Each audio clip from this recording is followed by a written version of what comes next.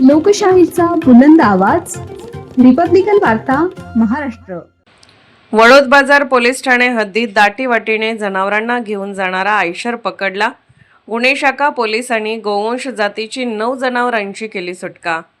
फुलंब्री तालुक्यातील वडोद बाजार येथील आठवडी बाजारातून दाटीवाटीने गोवंश जातीच्या जनावरांची वाहतूक करणाऱ्या आयशर टेम्पोला छत्रपती संभाजीनगर ग्रामीण स्थानिक गुन्हे शाखेच्या पोलिसांनी पाठलाग करत पकडला.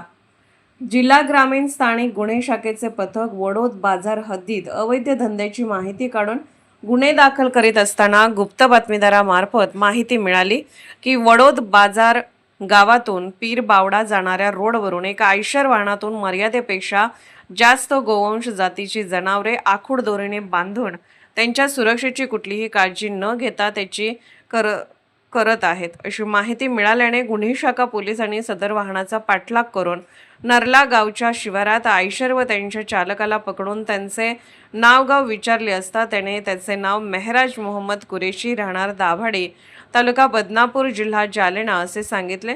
सदर वाहनाची तपासणी केली असता त्यात गोवंश जातीचे 9 जनावरे दाटीवाटीने त्यांच्या सुरक्षेची कुठलीही काळजी न घेता तसेच त्यात एका बैलाला शेपटाजवळ जखम झाल्याने व माननीय जिल्हाधिकारी यांचे आदेश आहे की जनावरांच्या कानाला इयर टॅगिंग करावे, ते न करता आदेशाचे उल्लंघन केल्याचे दिसून आले.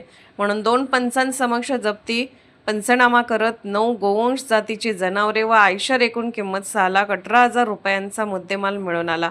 सदर आरोपी विरुद्ध पोलीस ठाणे येथे कलम 223 BNS सह कलम 11(1) क, 11(1) घ, 11(1) ड, 11(1) च प्राण्यांना क्रूरतेने वागणूक प्रतिबंध कायदा 1960 प्रमाणे कायदेशीर गुन्हा दाखल करून वाहन व जनावरे पोलीस ठाणे येथे जमा करण्यात आली आहे.